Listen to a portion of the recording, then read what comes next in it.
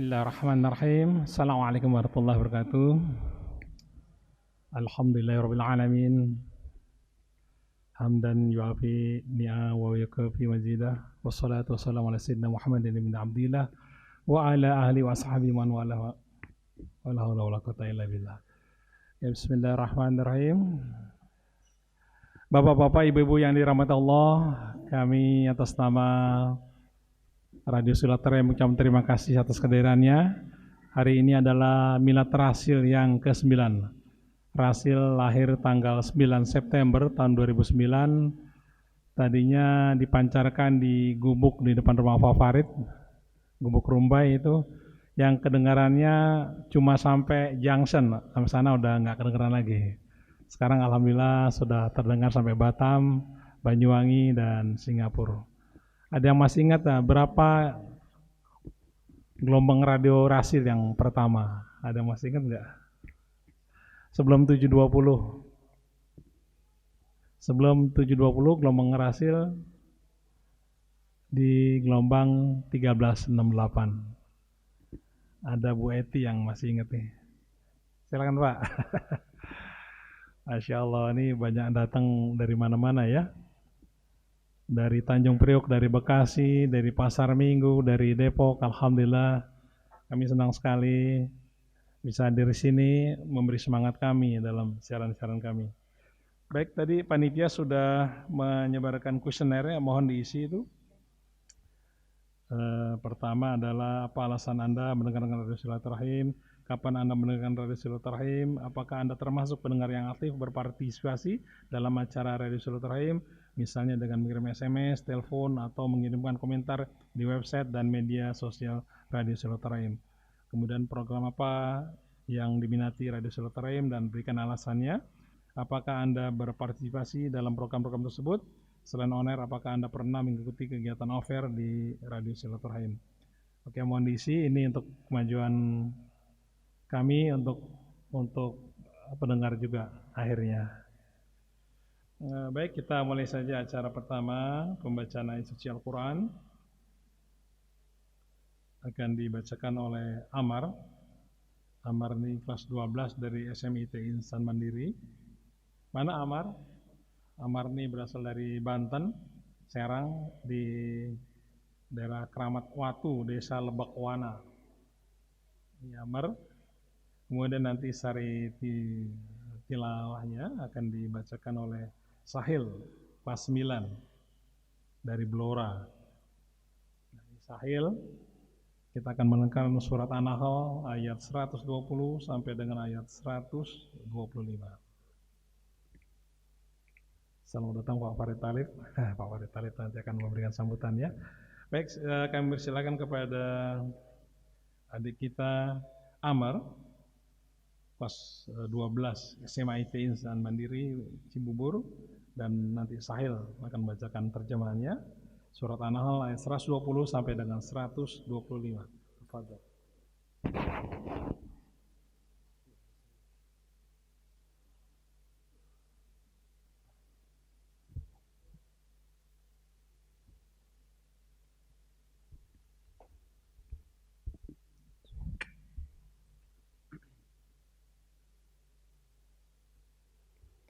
Assalamualaikum warahmatullahi wabarakatuh.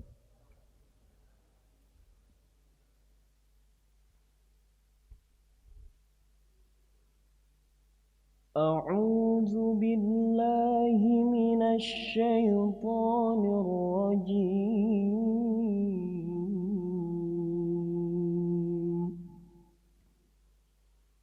Bismillahirrahmanirrahim.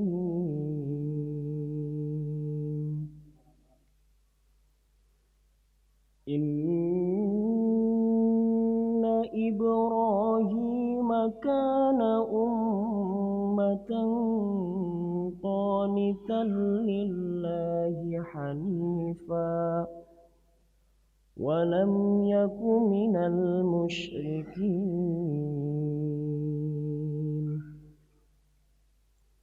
شاكرا لأنعمه اجتباه وهداه إلى صراط مستقيم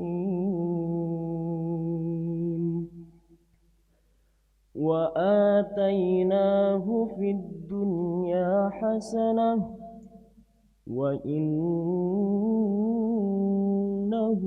في الآخرة لمن الصالحين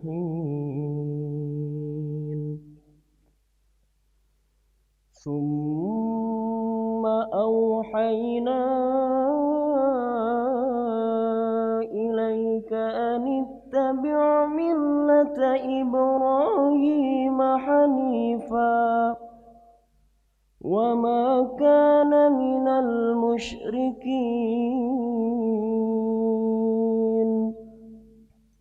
إنما جعل السبت على الذين اختلفوا فيه وإن ربك ليحكم بينهم يوم القيامة فيما كانوا فيه يختلفون ادع إلى سبيل ربك بالحكمة والموعظة الحسنة وجادلهم بالتي هي أحسن إن ربك هو أعلم بمن ضل عن سبيله وهو أعلم بالمهتدين صدق الله العظيم.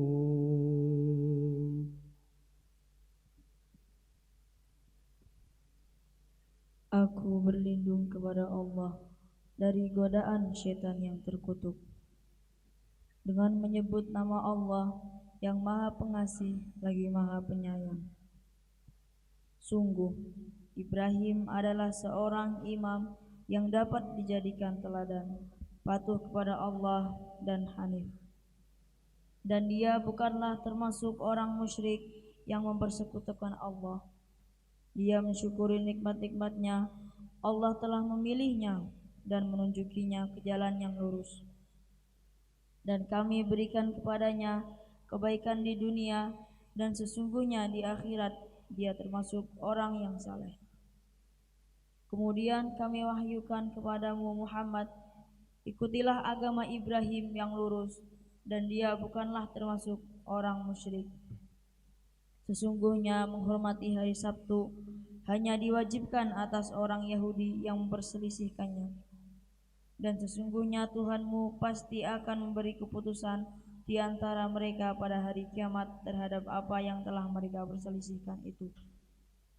Serulah manusia kepada jalan Tuhanmu dengan hikmah dan pengajaran yang baik, dan berdebatlah dengan mereka dengan cara yang baik. Sesungguhnya Tuhanmu, Dialah yang lebih mengetahui siapa yang sesat dari jalannya, dan Dialah yang lebih mengetahui siapa yang mendapat petunjuk. Maha benar Allah dari segala firman-Nya. Wassalamualaikum warahmatullahi wabarakatuh.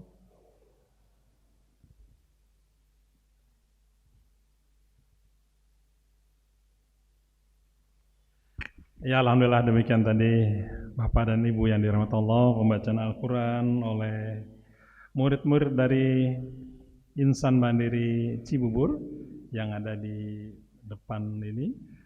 Mereka memang metodenya dalam pembelajaran metode project based Al-Quran, apa-apa selalu dikembalikan kepada Al-Quran. Ya, mudah-mudahan apa yang tadi dibacakan kita mendapat keberkahan dari Al-Quran. Baik, selanjutnya kita akan dengarkan sambutan. Sambutan pertama akan disampaikan oleh Bapak Insinyur Farid Talib selaku pimpinan dari Radio Silaturahim. Beliau juga station manager bersama Rizal Haq dan juga saya. Kepada Bapak Farid Talib, kami persilakan untuk memberikan sambutan.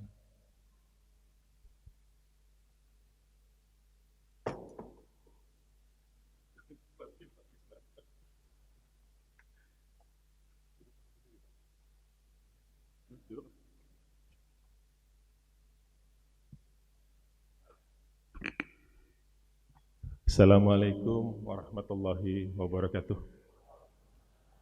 Allahumma salli ala Sayyidina Muhammad wa ala Sayyidina Muhammad fil alamin innaka hamidum majid. Bapak Ibu yang dimuliakan oleh Allah Subhanahu wa taala, juga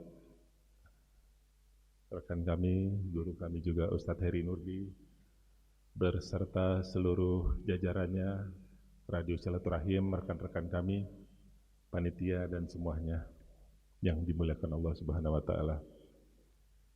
Sujud puji syukur kehadirat Allah dan rasa terima kasih kami atas nama manajemen Radio Silaturahim atas kehadiran Bapak dan Ibu semuanya yang sudah dari pagi hari jalan dari kejauhan sampai di tempat Masjid Silaturahim ini, tidak lain dan tidak bukan adalah untuk merajut silaturahmi kita dan juga rasa syukur kita kepada kehadirat Allah Subhanahu wa taala atas segala nikmat sehat yang diberikan, dan juga rasa syukur kita untuk setidak-tidaknya mengingat atau merenungkan perjalanan Radio Silaturahim yang ke-9.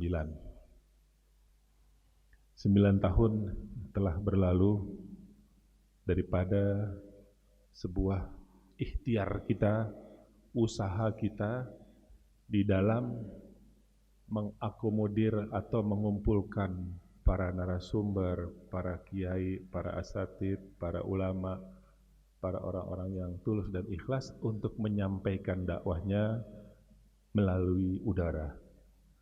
Sedikit saya bercerita tentang keberadaan Rasil. 9 tahun yang lalu kita semua teman-teman berinisiatif, karena kita dekat sekali dengan para narasumber yang waktu itu kita lihat ketulusannya, keilmuan yang cukup tinggi, yaitu Habib Husin bin Hamid Alatas. Juga saya bersahabat dengan Mas Krishna yang mungkin sebagian besar sudah tahu, beliau adalah sebagian hidupnya memang di dunia broadcast, di dunia radio, dan ketika itu beliau baru saja pensiun dari dunia broadcast karena ingin mendalami agama. Subhanallah, saya datang, saya memohon, saya meminta kepada beliau, dan beliau bersedia untuk kembali lagi ke broadcast, tapi memang dunianya dunia dakwah. Dan ketika itu juga kita bersinggungan dengan pesantren atau Mahat Al-Fatah. Al-Fatah itu di bawah pimpinan Ustadz Yasyallah Mansur, atau kita panggil Imam Yasyallah. Beliau mempunyai cita-cita, mempunyai platform pembebasan Palestina, wabil khusus pembebasan Al-Aqsa. Jadi ketika kita dirikan Rasil tanggal 9 bulan 9 tahun 2009, itu yang menekankan tanggal, bulan dan tahunnya adalah Pak Krishna. Pokoknya nggak mau tahu tanggal 9 harus sudah mengudara. Karena persiapannya terbatas, waktu itu antenanya juga masih pakai bambu. 3 batang kita sambung, dan saya hidupkan ketika itu menjelang subuh, dihidupkan hanya ada pengajian murattal Al-Quran beserta artinya. Jadi azan subuh sampai isya nggak pakai azan, ngaji terus sampai sepulang kantor jam-jam 11 baru dimatiin. Itu awalnya berdirinya Rasil di garasi rumah. Subhanallah, dengan izin Allah dan ketulusan semua teman-teman, kita konsolidasi dengan para asatidz ketika itu dari Al-Fatah. Kita menandatangani kontrak untuk 6 bulan. Kita tahu ketulusan, keikhlasan teman-teman dari Al-Fatah. Mereka banyak narasumber dari Ustadz Imam Yasyallah Mansur, Ustadz Abdul Hidayat, Ustadz Agus Sudarmaji dan lain-lain. Akhirnya kontrak 6 bulan, alhamdulillah sampai berjalan 9 tahun. Nggak pernah disambung lagi kontraknya. Udah kontraknya kontrak mati aja udah. Sampai saat ini. Dan yang lebih terkesan lagi, ketika sebelum radio ini berdiri, kita sudah bersinggungan sama teman-teman Al-Fatah, dan kita juga aktif di Mercy. Beliau adalah pelaksana pembangunan rumah sakit Indonesia di Gaza, di bawah komando Mercy.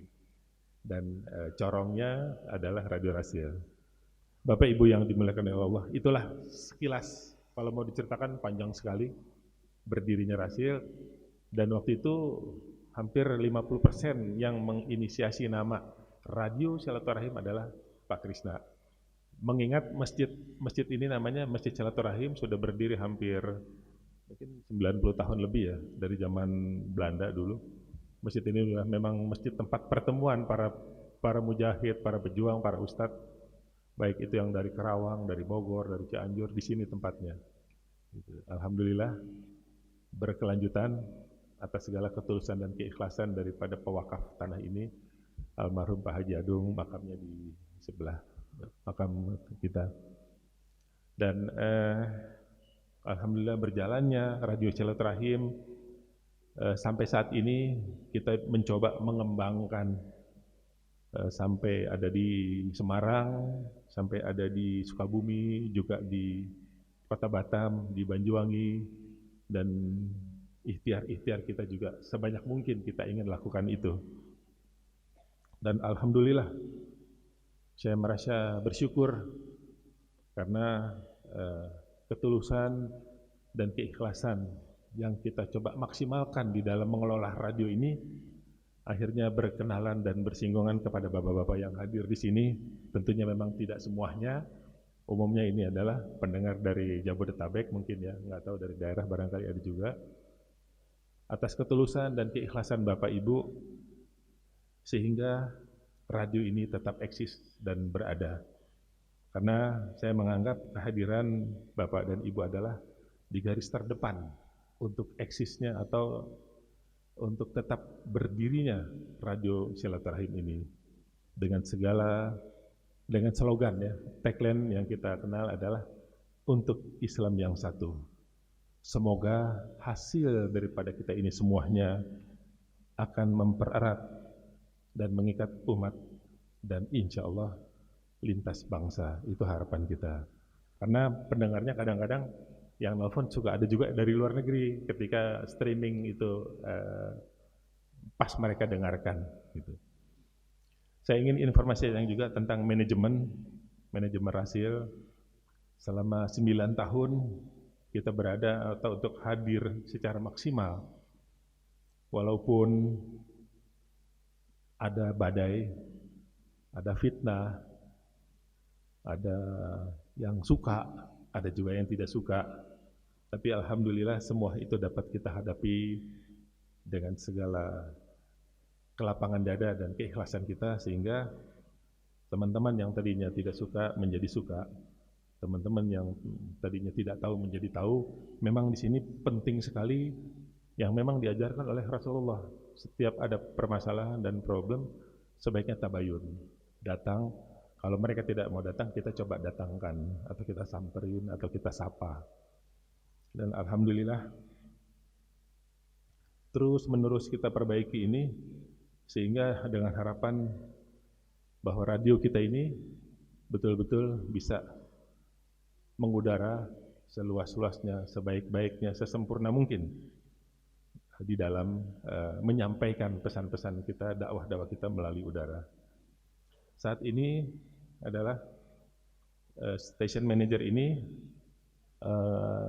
dipegang secara presidium. Itu ada Pak Krisna, ada Pak Rizal Ahak, dan ada saya sendiri. Dan yang sekarang juga punya tugas berat adalah ketua bidang dakwah, karena memang radio kita mendakwahkan daripada Al-Quran, menyampaikan daripada sunnah Rasulullah. Itu memang ada di pundaknya Ustadz Heri Nurdi. Beliau punya tugas yang cukup berat ke depan, karena saya menganggap beliau lebih talenta, lebih teliti, lebih apik untuk mengemas dakwah yang insya Allah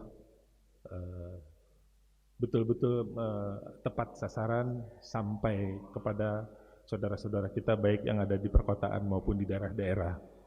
Dan beliau juga kepala atau ketua pimpinan bidang anak usaha daripada Rasil, yaitu di travelnya Rihlah sebenarnya namanya, tapi kita namakan silaturahim karena bukan hanya mengurusi umroh tapi juga mengenal para pejuang-pejuang dakwah yang ada di tanah Nusantara ini. Karena tanpa informasi, tanpa mengetahui, mengeksplor, menggali, meneliti, lama-lama anak cucu kita tambah nggak tahu. Saya aja kadang-kadang udah nggak tahu karena dengar daripada apa yang diupayakan oleh ketua bidang dakwah kita, yaitu Ustadz Heri Nurdi. Sekarang banyak sekali ikhtiar-ikhtiar atau usaha-usaha kita untuk menjalankan dakwah itu, mengunjungi, mendatangi, diantaranya Wali Songo, 9 wali yang ada di tanah Jawa, dan itu banyak sekali di pulau-pulau lainnya. Dan bukan hanya ziarah sekedar mendoakan, tapi mengetahui siapa keberadaan para wali Allah itu. Mohon doanya, semoga tugas berat yang diemban oleh Ustadz Heri dimudahkan oleh Allah Subhanahu wa taala. Begitu. Lalu dalam kesempatan ini juga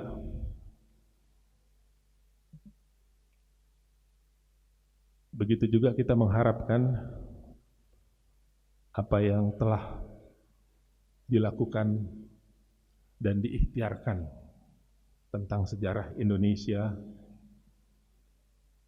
kita mencoba menghadirkan saksi hidup dan yang diakui oleh banyak pihak keberadaan dan keberhasilannya kemerdekaan Indonesia yang kita cintai ini tidak lepas dari para tokoh Islam yang ada di tanah Nusantara. Makanya kita mencoba menggali kehadiran daripada Bapak Mansur Suryanegara. Beliau adalah tokoh sejarah yang memang diakui.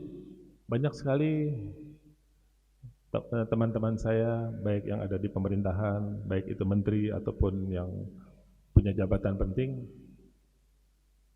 mereka berpesan hasil daripada interview, hasil daripada ceramah-ceramahnya beliau jangan sampai hilang, karena itu adalah sebuah bukti.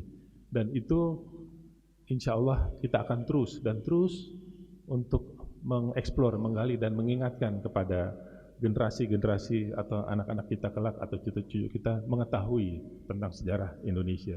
Karena kalau itu tidak kita eksplor, tanpa kita sadari bahwa saat ini banyak pihak-pihak atau orang-orang yang tidak bertanggung jawab ingin mengubur atau setidak-tidaknya mengikis tentang peran serta umat Islam dalam kemerdekaan Indonesia. Begitu juga ini juga tugas dari bidang dakwah, bekerja sama dengan salah satu penggagas sedang mencoba memaksimalkan tokoh yang cukup besar dan pengaruh, walaupun beliau telah kembali ke hadirat Allah. Kita ingin membuat sebuah film tentang Buya Hamka, yang kita namakan film tersebut adalah Malik, yang kita bekerja sama dengan Ibu Rina dan kawan-kawan. Assalamualaikum Ustaz, ya Allah, selamat datang. Kita akan upayakan supaya film ini betul-betul mengingatkan kita akan perjuangan dan ikhtiar beliau serta jiwa besarnya di dalam menjalankan kehidupan berbangsa, bernegara, dan juga menegakkan kebenaran di dalam Islam itu sendiri. Dan saya juga ingin mengingatkan bahwa saat ini sampai dengan awal tahun depan 2019 adalah tahun politik. Rasil akan berusaha semaksimal mungkin menjadi pemersatu umat Islam dan bangsa Indonesia yang kita cintai ini, dan sekaligus mencerdaskan umat Islam dalam berpolitik. Dengan kata lain, melek politik. Jangan ada yang golput. Masalah memilih, saya serahkan atau kita serahkan kepada yang bersangkutan. Karena saya yakin saat ini semuanya harapan kita adalah umat Islam khususnya sudah lebih cerdas lagi. Kita jangan sampai juga, kalau bahasanya para tokoh-tokoh pejuang Islam, memberikan cek kosong kepada pengelola negeri ini. Jadi harus betul-betul cerdas, banyak istikharah, mendekatkan diri kepada Allah, tapi jangan sampai tidak memilih. Harus dan wajib untuk memilih. Karena berpolitik itu tidak dilarang di dalam Islam. Sebagai penutup, kami mempunyai lembaga pendidikan Insan Mandiri School atau Cibubur, yang tadi hasilnya setelah kita hampir 5 tahun mencoba untuk mendirikan ini. Di sini ada SD-nya, ada SMP-nya dan SMA-nya. SD-nya kebetulan saat ini dipegang oleh Ibu Tias, istri daripada Ustadz Heri sendiri, yang memang beliau adalah talenta dalam pendidikan. Kalau SMP dan SMA-nya itu dikendalikan oleh Pak Munifatib. Saya berpesan dalam pendidikan tersebut, yang saya harapkan adalah tentunya mencerdaskan anak-anak bangsa. Saya pernah mendengar sebuah ungkapan dari seorang guru dan juga seorang ustadz. Kalau kita mengenal anak didik kita, pendidikan SD adalah selama 6 tahun. Lalu selama 6 tahun itu mendapatkan ilmu-ilmu dunia. Mungkin ilmu agamanya 20%. Lalu guru tersebut bilang, seandainya kelas 1 sampai dengan kelas 3, mereka tidak perlu mengenal ilmu dunia, tapi menghafal Al-Quran dan belajar bahasa Al-Quran. Selama 3 tahun, guru tersebut menjamin, pasti bisa. 3 tahun berikutnya, baru mencoba dan mempelajari ilmu-ilmu dunia. Jadi, insya Allah, begitu tamat 6 tahun, anak didik tersebut sudah hafal Quran dan juga bisa berbahasa Al-Quran. Cuman untuk menerapkan ini tidak gampang, tidak mudah. Saya sedang mencoba, sedang merayu anak-anak saya, cucu saya udah ada 5 orang, metode tersebut untuk diterapkan. Itu pun masih tarik ulur. Ibunya masih takut nanti anaknya matematiknya nggak ngerti. Saya bilang kalau udah hafal Quran, matematik rasa-rasanya sih gampang ya, gitu. Tapi saya sedang berikhtiar untuk itu. Dan mungkin juga Bapak Ibu tahu, baik yang lebih senior maupun yang seumuran saya atau di bawah saya, masalah musahbaqah tilawatil Quran. Seingat saya itu, kalau nggak salah tolong dikoreksi ya Ustaz, dari zaman Belanda tuh udah ada musabaqah, diizinkan oleh Belanda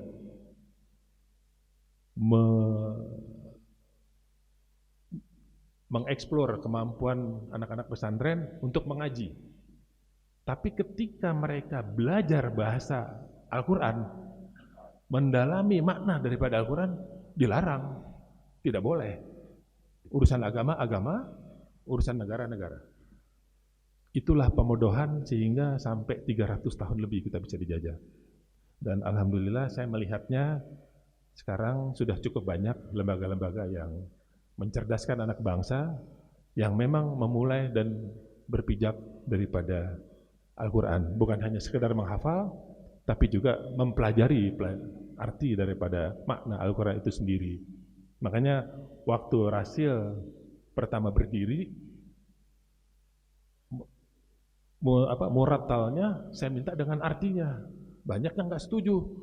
Saya balik tanya sama ustadz-ustadz yang ada ngobrol sama saya, antum bisa nggak bahasa Arab? Nggak bisa.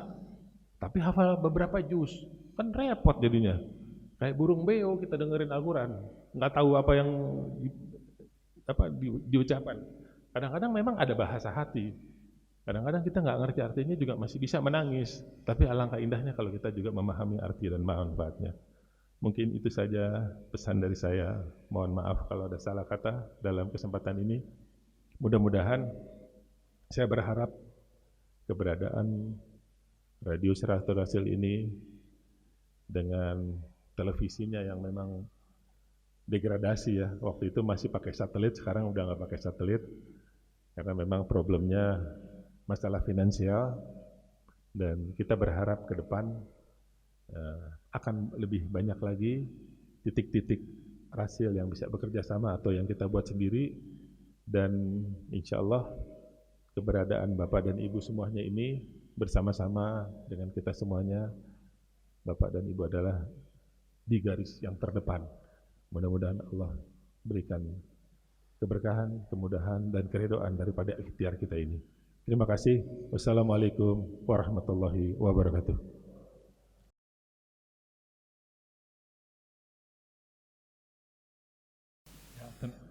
Terima kasih Bapak Farid Talib yang telah berikan sambutannya. Saya rasa ini sudah banyak yang datang, tamu-tamu kita coba agak lebih maju lagi, dan nanti yang baru datang bisa langsung dapat tempat. Ada nama-nama yang sering disebutkan di radio, ada di sini semua. Ada ini yang megang kamera, Fajar Hidayah itu.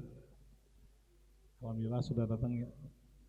Bapak Ustadz Agus Sudarmaji, Imam Yusuf Mansur, Ustadz Heri Nurdi, alhamdulillah sudah hadir. Yang kamera sana adalah Ondi Saputra, itu Ondi, itu Angga Aminuddin, yang dekat kaca, Yusuf Subangkit, kemudian Zain, kemudian Dr. Adi, Dr. Hamid Patilima juga sudah hadir di sini. Bapak Angkal Firman juga sudah ada, alhamdulillah. Sering kita dengar ya. Beliau ada di sebelah sana. Baik Bapak-bapak, Ibu-ibu yang dirahmati Allah,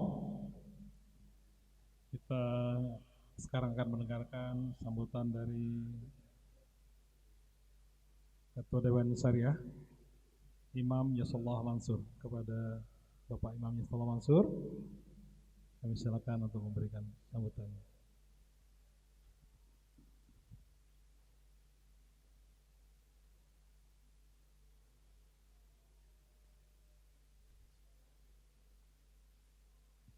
Assalamualaikum warahmatullahi wabarakatuh.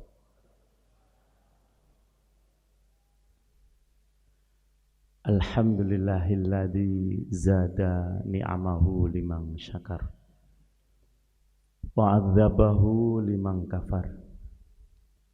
Wassalatu wassalamu ala Muhammadin wa ala alihi wa ashabihi ulil aidi wal absar. Asyhadu an la ilaha illallah wahdahu la syarikalah wa asyhadu anna sayyidana Muhammadan abduhu wa rasuluh. Masya Allahu kan wa ma lam yasha lam yakun, la haula wa la quwata illa billahil aliyil azim, amma ba'd.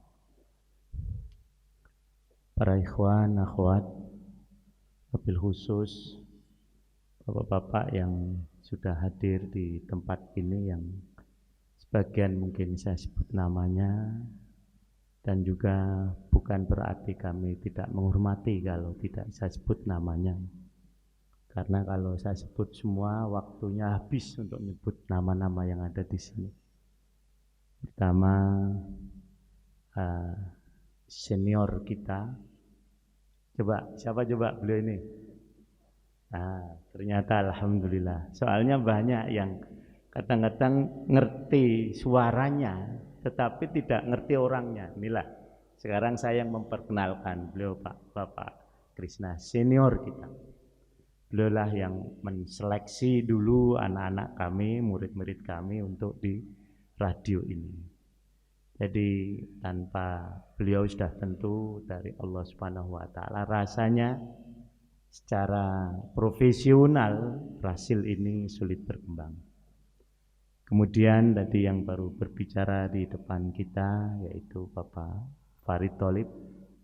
Beliau yang Masya Allah ya, menggawangi, membidani sekaligus menggawangi radio ini sampai sekarang. Alhamdulillah masih tetap berjalan seperti yang kita harapkan. Mau nggak Bapak-bapak dan Ibu-ibu ini lebih maju lagi? Mau ya, sudah tentu begitu. Kemudian yang di sampingnya siapa coba Pak? Enggak, di samping Pak Farid, Ustadz Agus Darmaji ya. Beliau yang selalu kita dengar suaranya di Jumat pagi ya. Soal apa Bu? Soal rumah tangga atau keluarga Islami. Juga masih banyak yang ada di sebelah sana. Tadi Pak Ihsan Tholib sudah hadir, kemudian kakak beliau juga. Malah saya lupa namanya. Coba Pak Fikri, Masya Allah yang tadi ya. Dan tadi juga Ustadz Heri Nurdi dan seterusnya. Nah, udah habis nih, saya cuma diberi waktu 5 menit. Belum ibu-ibu nih yang belum disinggung, disebut ya. Nah, hari ini Alhamdulillah untuk milad yang keberapa Mas Krisna? Masya Allah ya ini. Kalau kita suka main poker, pernah main poker? Angka 9 ini angka keramat kan. Tapi bagi Allah memang kata 9 ini yang sering disebut dalam Al-Quran. Di samping kata 7. Alaiha tis'ata asyar. Tahu tis'atu rohtin. Ya kalau di dalam surah An-Naml 9 muncul lagi. Dan lain sebagainya dan sebagainya. Insya Allah bukan masalah ini, tetapi yang kita syukuri, kita tidak membayangkan ya Pak Farid, kalau akhirnya radio yang dibangun hanya dengan semangat itu dapat berusia 9 tahun. Alhamdulillah. Dan kita lihat terus berkembang. Ini adalah nikmat Allah Subhanahu wa ta'ala. Di dalam Al-Quran disebutkan kalimat nikmat itu dengan 2 kata. 1 nikmat, 2 alat. Maka di dalam surah Ar-Rahman disebutkan fabi ayyi ala'i rabbikuma tukadziban. Maka nikmat mana lagi? Nah, kemudian yang lain dengan kata nikmat itu sendiri, fadhkuru ni'matallah. Maka ingatlah nikmat Allah. Nah, sekarang apa bedanya antara ala yang artinya nikmat dengan nikmat juga artinya nikmat? Mal farqu bainahuma. Para ulama membedakan begini. Kalau ala itu pemberian dari Allah yang kadang dapat membawa kebaikan, kadang-kadang tidak membawa kebaikan. Itu namanya ala. Fadhkuru ala Allah, ada dalam ayat yang lain. Tapi kalau nikmat itu pemberian dari Allah mesti mendatangkan kebaikan. Ada korupsi, koruptor, tidak ketahuan. Itu kira-kira nikmat apa ala? Ala kan? Nah, karena tidak ketahuan, merasa dia selamat, tetapi sebetulnya bukan kebaikan yang dia dapat. Pencuri tidak ketangkap polisi. Bagi pencurinya merasa nikmat kan? Wah, saya nggak ditangkap nih, ketangkap. Nah, ini beda dengan seorang ibu atau kita semuanya tadi malam dapat melaksanakan sholat tahajud. Sama-sama tidak tidur nih. yang pencurinya semalam tidak tidur, kemudian yang sholat tahajud juga tidak tidur. Yang sholat tahajud namanya apa kira-kira? Nikmat. Nah, yang pencuri tidak ketangkap polisi namanya ala. Inilah kurang lebihnya. Dapat dipahami ibu-ibu? Kalau di yang terbuka boleh tanya, tapi kalau di radio saya nggak bisa nanya. Paham bu? Gitu nggak bisa nanya. Ya, alhamdulillah. Nah, jadi inilah nikmat, bukan ala. Pemberian dari Allah, mudah-mudahan hasil bertambah baik. Sekarang tinggal bagaimana kita mensyukurinya. Nah, menurut Al-Maraghi, mensyukuri nikmat itu minimalnya ada 4 minimalnya. Bentar lagi Pak ya. Jadi setengah jam lah, janganlah. Acara saya juga ada yang lain, ibu-ibu. Tapi dulu sudah kenal saya kan? Coba siapa? Oh ya, malah tadi belum memperkenalkan. Nah, pertama, ibu-ibu dapat nikmat banyak. Nah ini, ibu-ibu sudah dapat nikmat belum pagi ini? Sudah kan ya? Mudah-mudahan bukan hanya ala ya. Bapak-bapak udah dapat ya? Nah, sekarang bagaimana mensyukurinya? 1, as-sana 'alallah.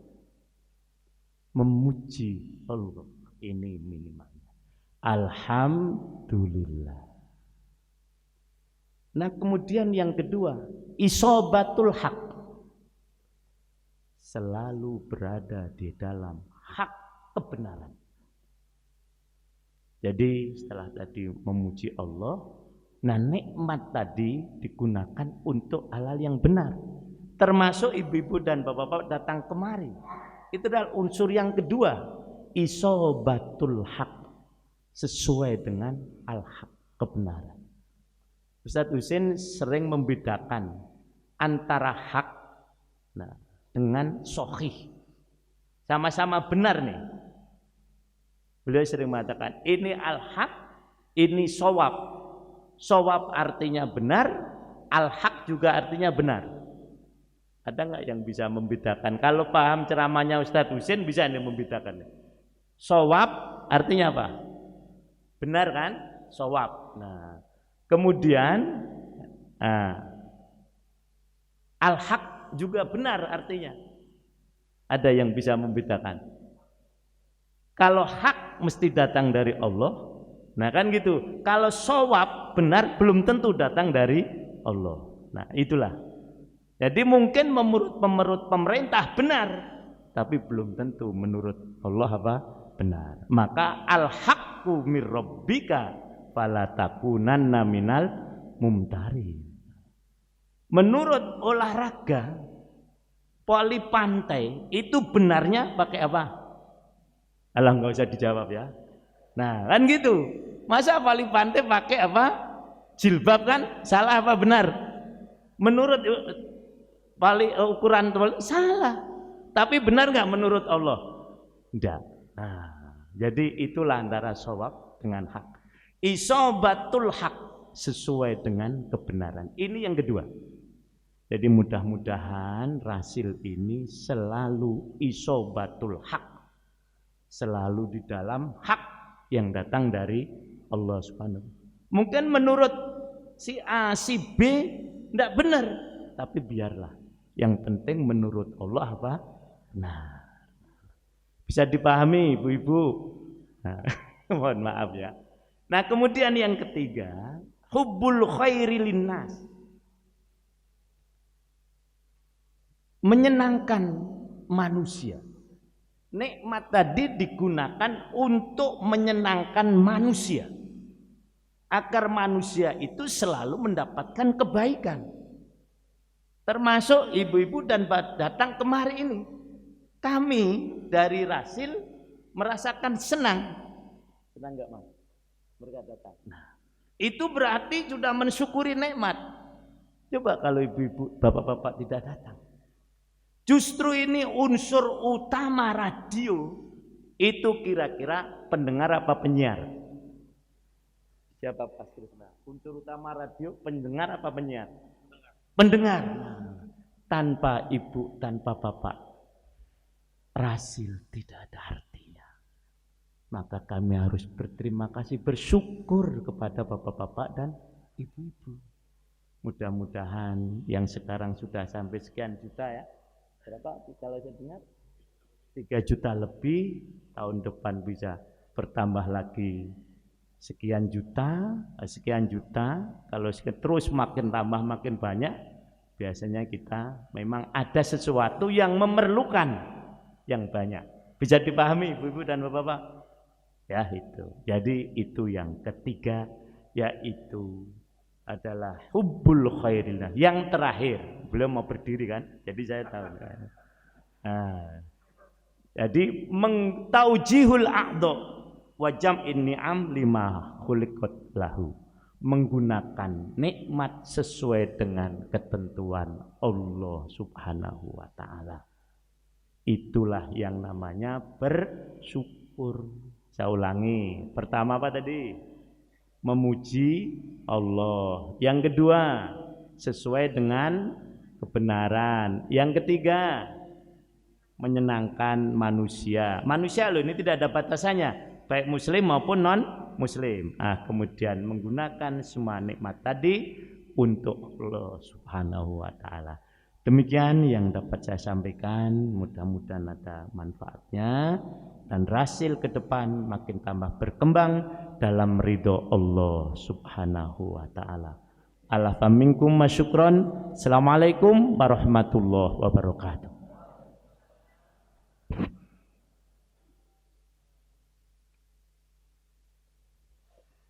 Ya, alhamdulillah Imam Yusuf Mansur, kita doakan ya, mudah-mudahan beliau sehat, Pak Farid juga sehat, Pak Amin juga yang sehat ya.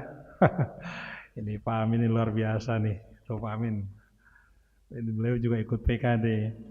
Pak Amin tuh yang mengoperate kalau malam-malam, sepanjang malam tuh dia. Pernah waktu itu karena ngantuk putar azan subuh jam 3 malam. Telepon gak berhenti-berhenti, menanya kenapa kok udah belum waktunya azan sudah azan. Ini membuktikan bahwa Rasil didengar sepanjang hari, alhamdulillah. Terima kasih Pak Amin. Baik, sekarang kita akan dengarkan ini sahabat kita, guru kita Ustadz Heri Nurdi yang sudah membuat buku sekitar 65 buku dan sudah melakukan perjalanan di 37 negara. Bahkan diantaranya kalau ke sana coba pakai sarung. Walaupun di Amerika pakai sarung aja.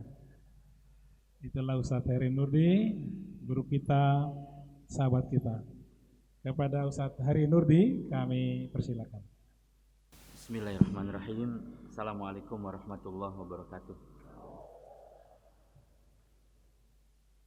Mohon Bapak, mohon maaf Pak, beres-beres. Alhamdulillahirabbil alamin, hamdan syakirin, hamdan na'imin, birahmatika ya arhamar rahimin.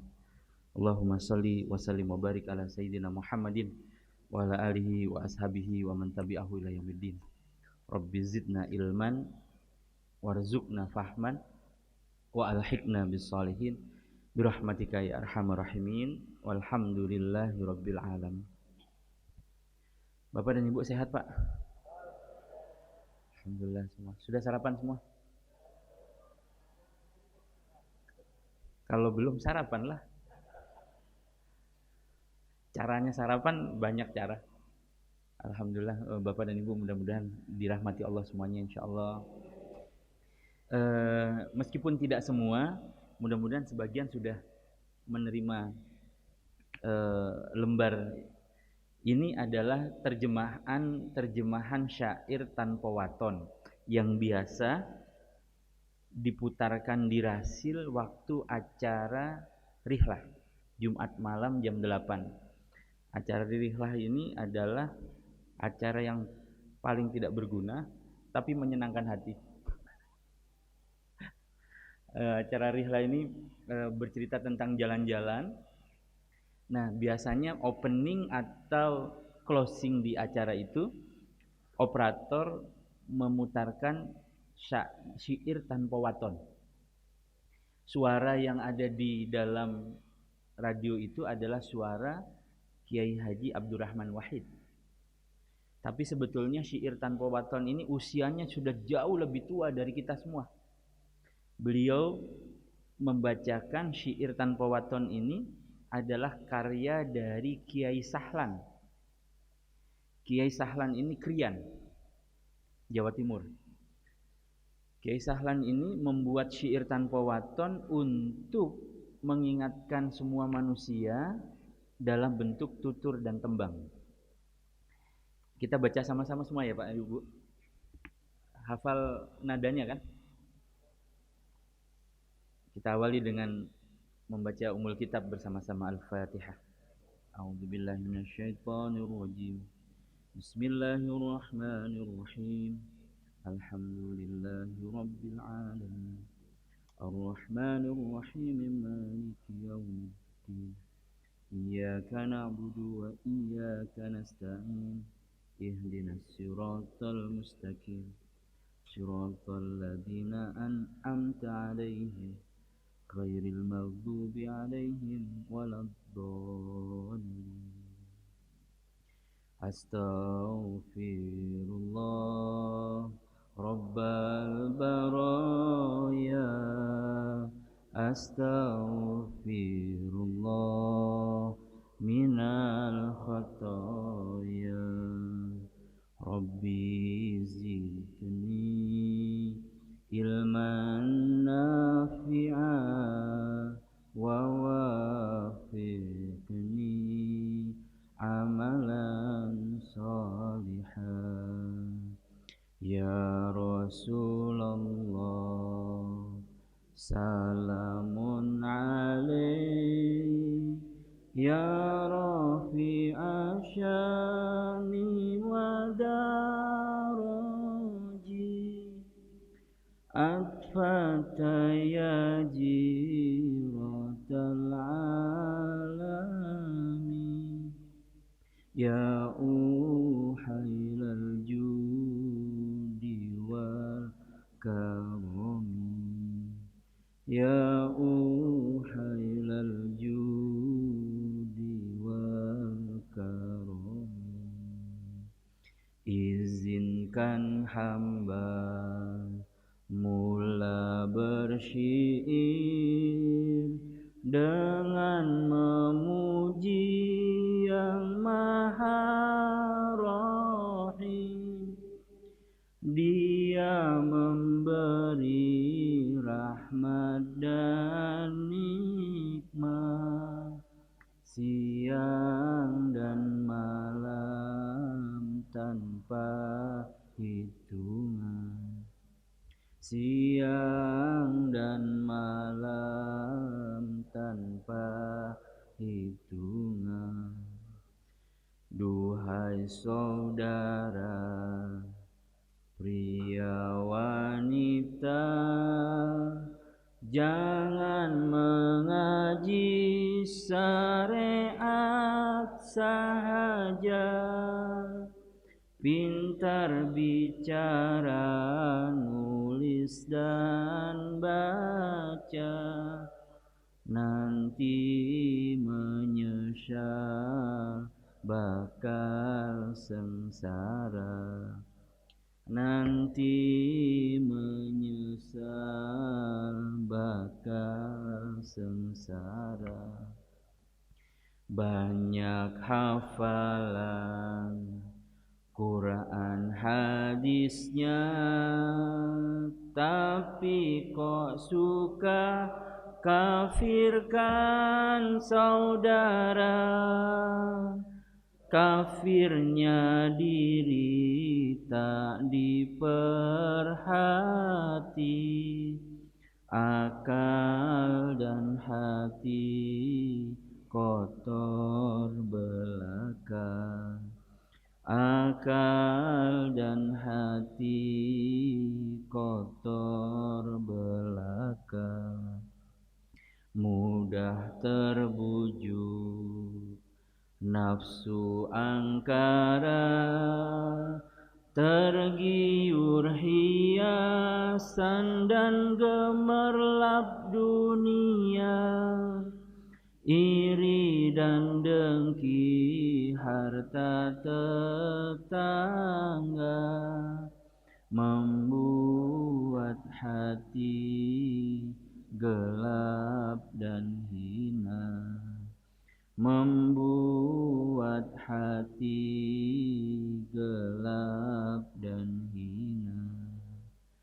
Ayo saudara, jangan tinggalkan wajibnya ngaji dan seluruh isinya, agar menjadi tebal imannya. Indah bekalnya, mulia matinya. Indah bekalnya, mulia matinya. Hamba yang soleh, bagus hatinya, karena mengaji lengkaplah ilmunya. Ilmu tarekat dan ilmu ma'rifat, juga hakikat dikuasai, juga hakikat dikuasai. Al-Quran itu wahyu mulia, tanpa ditulis bisa dibaca.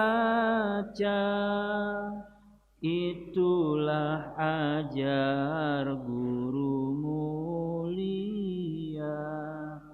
tanam dan pupuk di dalam dada. Tanam dan pupuk di dalam dada, menancap di hati juga pikiran, masuk ke dalam jiwa kesadaran. Mukjizat Rasul jadi pedoman, menjadi jalan masuknya iman.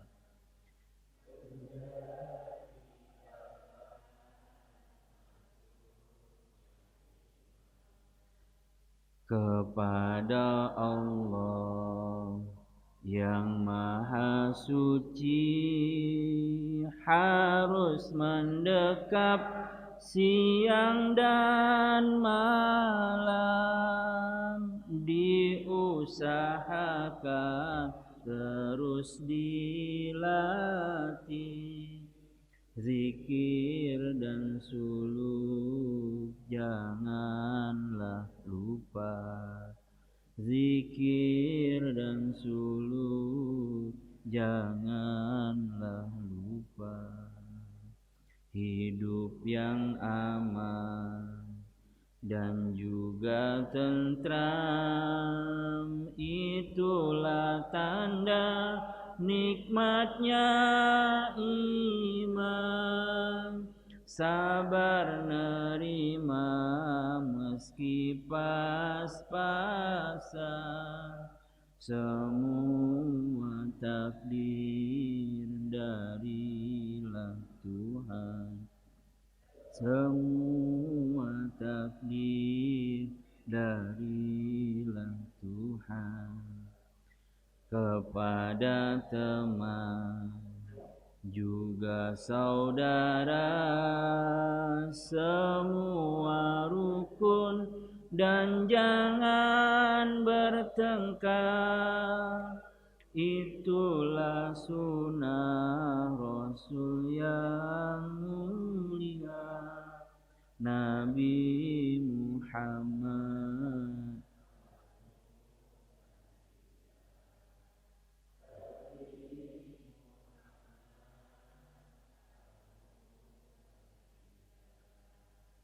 Ayo lakukan semua amalan, niscaya derajat derajatnya Allah tinggikan, meski nampaknya dipandang hina, tapi mulia di sisi Tuhannya. Tapi mulia di sisi Tuhannya. Ketika ajal sudah mendekat, tidak tersesat ruh dan sukmanya, Allah janjikan tempatnya surga, utuh mayatnya juga kafannya, utuh mayatnya juga kafannya. Ya Rasulullah, salamun alaik, ya rafi'a syani wa daraji,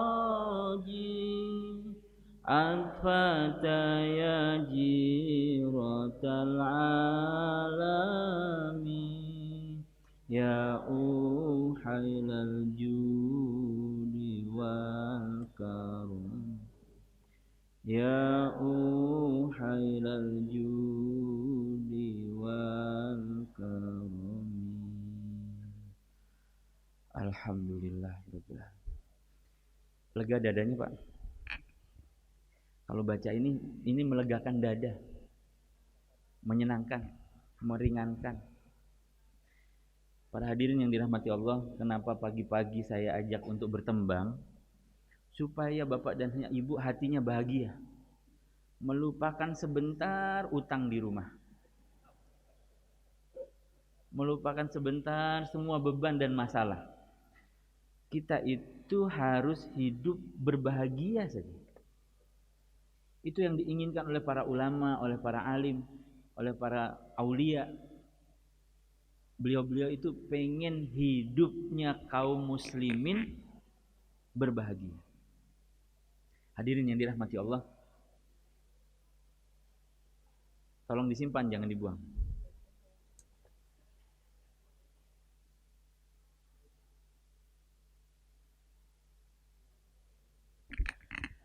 Yang barusan itu jadi jimat, Pak.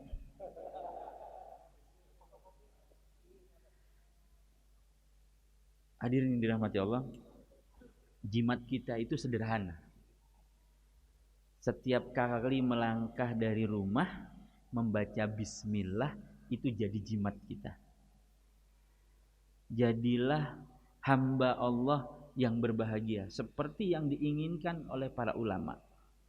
Jadilah hamba Allah yang bersukacita, seperti yang diajarkan oleh para ulama. Para ulama itu nggak pengen kita sedih, Bu.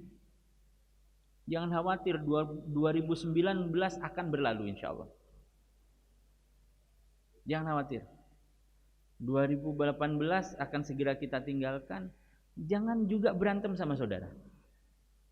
Jangan ada yang nyebut cebong, kampret, itu. Cebong, kampret, tiba-tiba muncul ubur-ubur. Masya Allah, tabarakallah, la haula wa la quwata illa billahil aliyil azim. Hadirin yang dirahmati Allah, dulu ada seorang ulama bernama Kiai Sahlan dari Krian. Krian itu antara Sidoarjo dan Mojokerto. Krian ini termasuk wilayah masuknya itu wilayah kekuasaan Majapahit dulu. Dan dulu para ulama itu dibagi-bagi, Pak, dibagi-bagi. Sunan Ampel di Surabaya, Sunan Gresik, Maulana Malik Ibrahim di Gresik. Nanti ada Sunan Mojolangu di wilayah Jombang dan sekitarnya. Ini nanti wilayah yang beliau kelola, melahirkan orang-orang besar.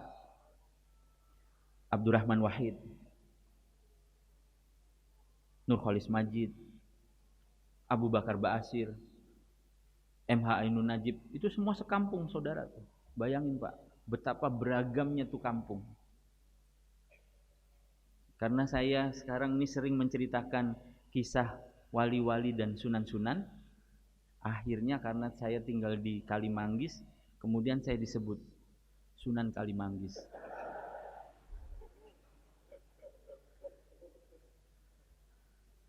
Di mana tempat ada ulama, maka dia terjaga umatnya. Di mana tempat ada ulama, maka umur kampung itu panjang. Di mana tempat ada ulama, maka semua penduduk kampung itu terjaga hak-hak hidupnya. Maka kalau belum ada ulama di kampung kita, adain Bu, adain Pak. Gimana caranya? Bapak jadi ulama, ibu jadi ustazah. Karena barangkali siapa tahu istighfar kita di malam hari menjelang sahur itu Allah ijabah. Nah, Kiai Sahlan ini di zaman itu orang seneng hiburan, ludruk, jula-juli. Lalu kemudian beliau melahirkan syair tanpa waton ini. Syair tanpa waton. Tanpa waton itu ya begitulah sih, tanpa sebab. Tapi begitu dibaca, kalau dibaca menenangkan jiwa, menenangkan dada. Syair tanpa waton ini dulu biasanya dibaca menjelang iqomah di setiap masjid dan surau. Setelah azan, terutama azan zuhur, azan isya, dibaca ini syair tanpa waton. Lalu kemudian dipopulerkan lagi oleh almarhum Allah yarham Gus Dur, Abdurrahman Wahid. Lalu dipopulerkan terakhir oleh Habib Syekh, didendangkan ulang. Dan alhamdulillah hari ini saya diprotes banyak orang, lagunya enak tapi saya nggak paham karena bahasa Jawa. Maka bismillah, dengan izin Allah dan pertolongan Allah, saya terjemahkan sedikit. Ternyata menerjemahkan dari bahasa Jawa ke bahasa Indonesia itu susah, tidak semudah yang dibayangkan.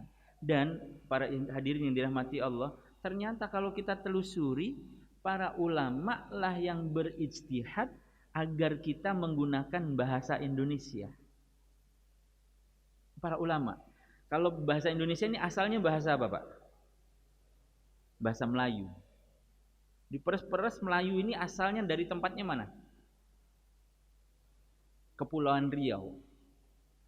Diperes-peres lagi Kepulauan Riau itu asal dari bahasa Melayu itu adalah Pulau Penyengat, di tempat Raja Ali Haji yang memberikan nasihat Gurindam 12. Kapan-kapan kita baca Gurindam 12 sambil mendendangkannya. Masya Allah, tabarakallah, isinya adalah nasihat 2019 cari pemimpin yang beriman. Isinya itu. Isinya adalah tentang bagaimana anak harus hormat kepada orang tua. Orang tua harus sayang kepada anak. Raja harus melindungi umatnya. Umat harus berbakti kepada rajanya. Penguasa harus ingat pada yang maha kuasa. Yang maha kuasa akan melindungi para penguasa. Itu isinya. Gurindam 12. Tapi coba siapa yang pernah baca Gurindam 12? Angkat tangan. Tuh kan, 1, 2, 3, 4. Bayangin semasjid 4 orang.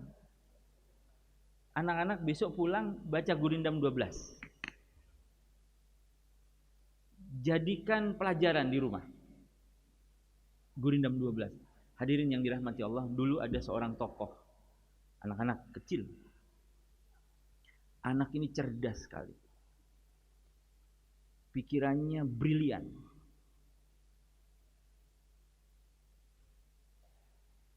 Di sekolah Belanda rankingnya nomor 1 terus. Sampai kemudian mendapatkan perhatian dari para Belanda. Anak ini namanya Masyhudul Haq. Ingat-ingat ya Pak.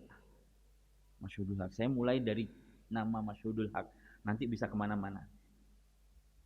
Masyhudul Haq ini anak dari seorang jaksa di Riau. Tumbuh besar menjadi seorang anak yang dahsyat, kecerdasannya luar biasa.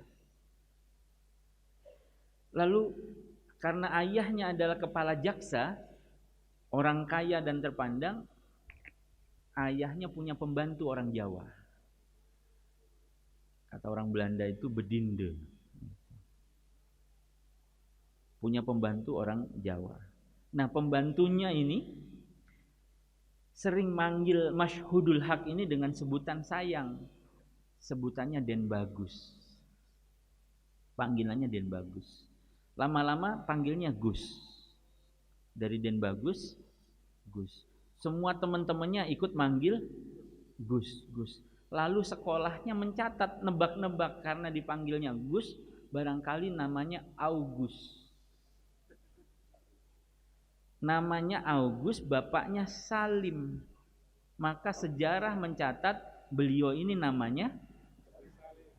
Jadi sekarang udah tahu nama Agus Salim yang sesungguhnya? Siapa? Masyhudul Haq. Masyhudul Haq ini artinya adalah pembela kebenaran. Betul nggak Agus Salim pembela kebenaran? Betul. Sampai wafatnya. Rumah terakhir Haji Agus Salim sepetak, Pak. Sepetak. Agus Salim ini anaknya 9, Bu. 10 meninggal 1, tinggal 9. Jadi jangan khawatir yang punya anak banyak. Tapi didiklah anak kita seperti Haji Agus Salim mendidik anaknya. Agus Salim ini menguasai 9 bahasa. 9 bahasa. Dan anak-anaknya tidak ada satupun yang disekolahkan ke sekolah. Semua dididik. Dan anak-anaknya masing-masing anak-anak semua ini 9 orang menguasai sedikitnya 5 bahasa. Ibu-ibu bisa bahasa berapa, Bu?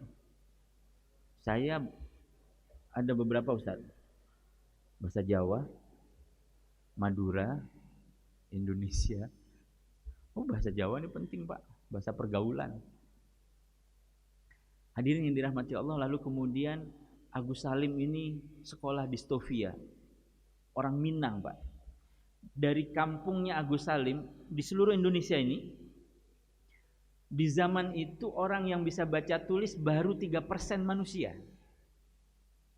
Yang paling banyak adalah dari Tanah Minang. Dan dari Tanah Minang itu yang paling banyak adalah dari kampungnya Haji Agus Salim, Kota Gadang.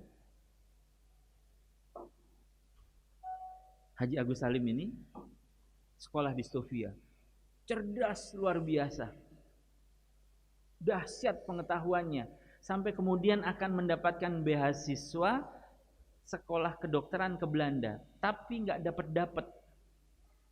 Ditunggu setahun nggak dapat, ditunggu 2 tahun nggak dapat. Ternyata yang dapat bukan Agus Salim.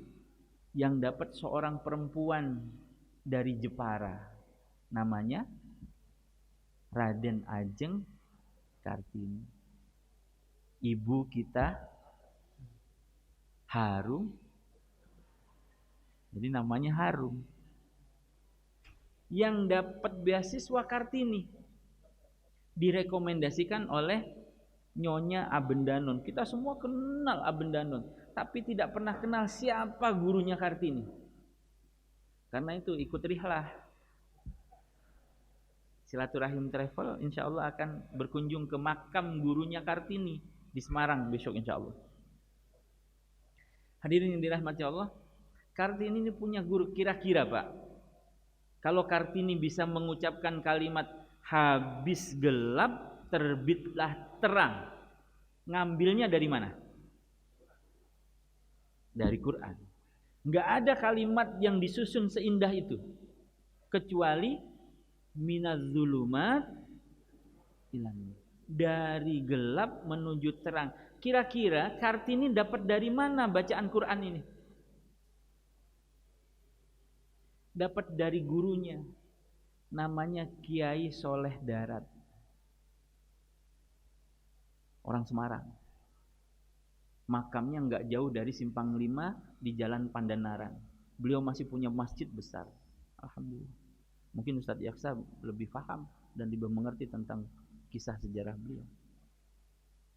Orang Semarang ini dahsyat karena yang mengislamkan orang Semarang seorang sunan yang bernama Kalijogo. Wah, Masya Allah. Pandanaran itu, Pangeran Pandanaran itu yang mengislamkan adalah Sunan Kalijogo. Saya kembali kepada Agus Salim. Kartini bilang, aku gak bisa berangkat ke negerimu. Aku gak bisa mengambil beasiswa ke Belanda.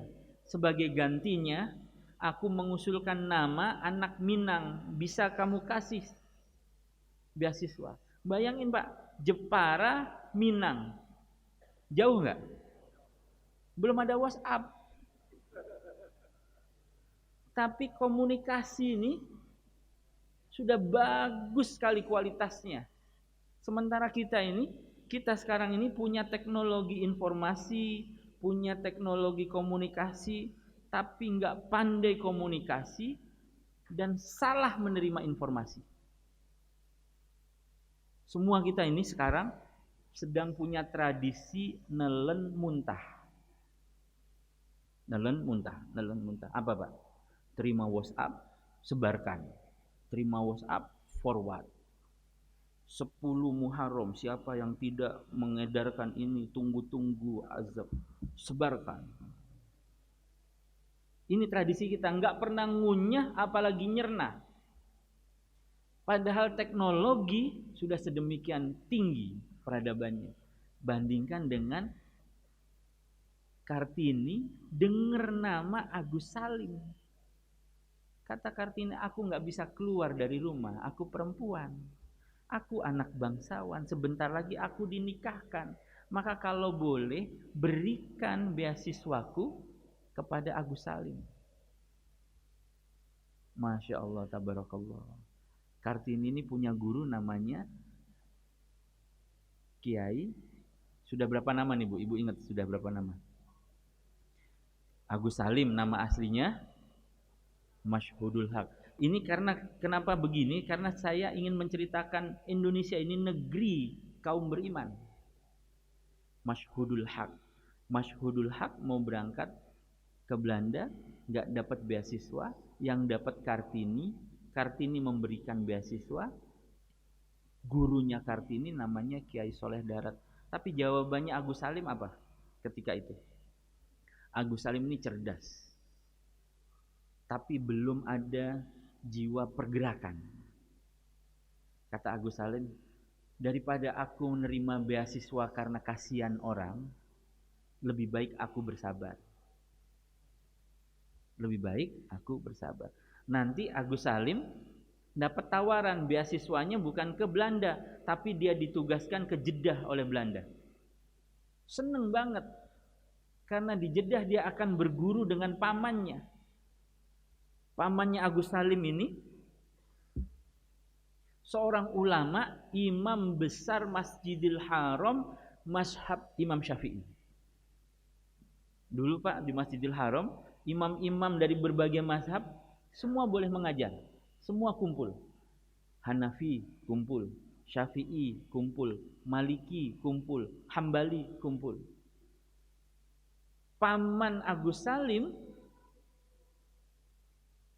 mengajar dan menjadi guru besar di Masjidil Haram, imam besar mazhab Syafi'i. Nama paman Agus Salim ini adalah Syekh Ahmad Khatib Al-Minangkabawi.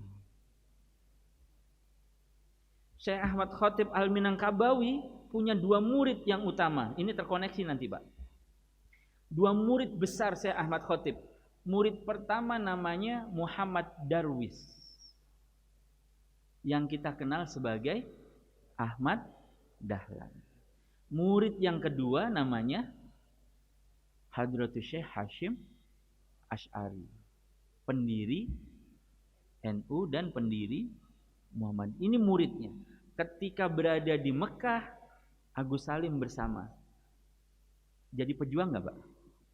Jadi pejuang semua. Nanti satu peristiwa,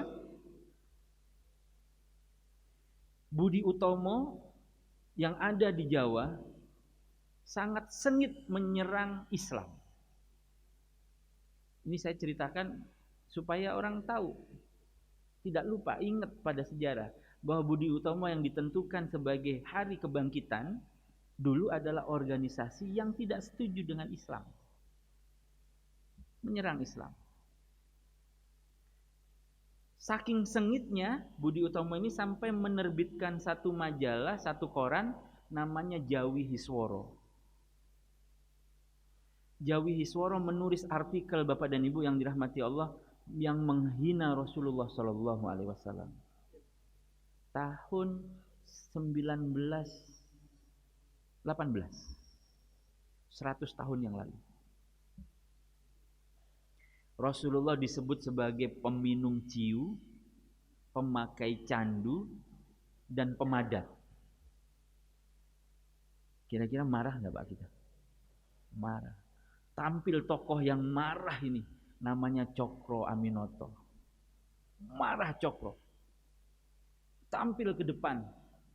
Lalu kemudian karena Cokro marah, semua orang kumpul mendukung Cokro, maka berdirilah sebuah organisasi yang bernama Tentara Kanjeng Nabi Muhammad.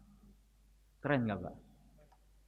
Tentara Kanjeng Nabi Muhammad ini pasukannya 150.000 orang. Ingat tahun 1918. Ada 3 tokohnya. Cokro, lalu ada tokoh yang menjadi sekretarisnya. Ini yang saya ceritakan satu lagi. Ada seorang ulama namanya Syekh Rubaya, pendiri Al-Irsad di Surabaya. Nah, Syekh Rubaya ini punya bin namanya bin Talib, sama Pak Farid Talib. Bertiga mendirikan Tentara Kanjeng Nabi Muhammad. Allahumma sholli ala sayyidina. Marah. Saking takutnya Belanda menduga Pak, tolong diingat, Belanda mengabarkan kepada semuanya. Di zaman itu Perang Dunia Pertama, Bu. Belanda bilang Cokro ini dibantu, disupport oleh Khilafah Utsmani Turki di zaman itu. Sudah terkoneksi. Khilafah Utsmani Turki memberikan, kata Belanda, memberikan 47.000 pucuk senjata kepada Cokro Aminoto. Kebenarannya bagaimana? Wallahu a'lam. Tapi Cokro ini Masya Allah, tabarakallah, di rumahnya Bapak dan Ibu semua pejuang nginep dan belajar. Cokro Aminoto itu dititipin oleh seorang pemuda. Pemuda ini tadinya pengen sama bapaknya dititipkan belajar di Cokro. Ngekos di rumah Cokro sebulan bayarnya 11 ketip. Dia nggak bisa bayar. Lalu kemudian Cokro akhirnya bilang, kalau gitu kamu nggak usah bayar, kamu jadi sekretarisku saja. Kemanapun aku pergi, catat apa yang aku omongkan. Sekretarisnya Cokro ini namanya siapa Pak? Sekretaris pertamanya Cokro namanya Sekar Marijan Kartosuwirjo. Masih muda, sekretarisnya Cokro Aminoto. Bapak dan Ibu kalau pengen ngelihat bentuknya Cokro, kalau pengen ngelihat gaya dan cara Cokro bicara, lihat Bung Karno.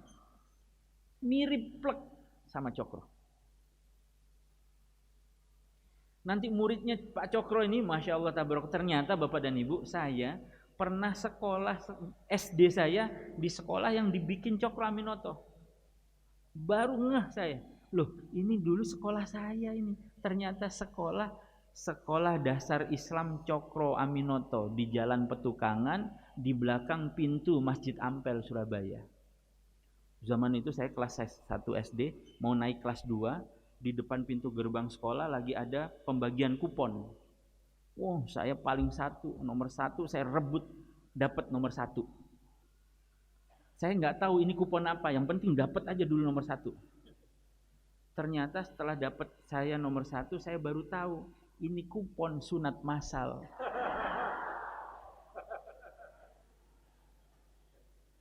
Jadi besoknya saya sunat massal karena nomor 1 ini.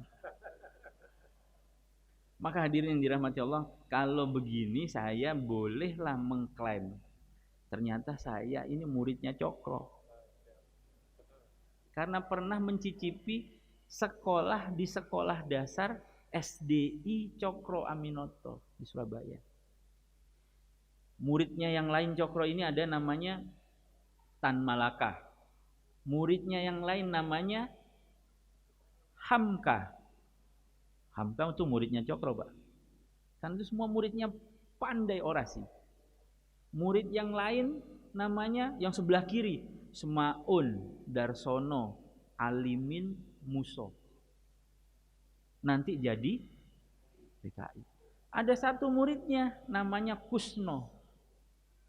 Nanti ketika dewasa kita mengenalnya dengan nama Soekarno. Murid yang paling disayangi Kusno. Satu peristiwa Gunung Kelut meletus di Kediri. Hari itu Kusno sedang pelesir pulang ke rumahnya di Blitar.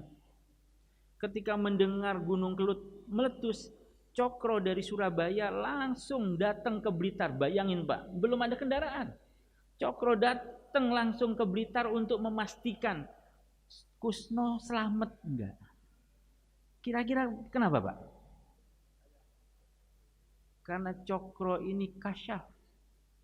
Dia bisa mengetahui bakat-bakat orang.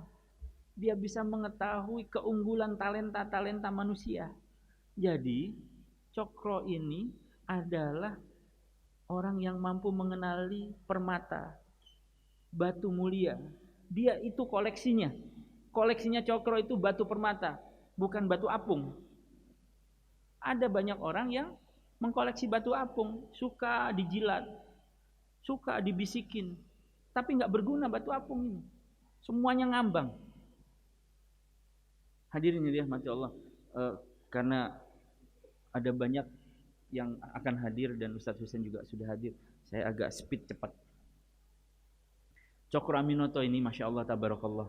Nanti Kusno yang bernama Soekarno ini dinikahkan dengan putri pertamanya, namanya Utari.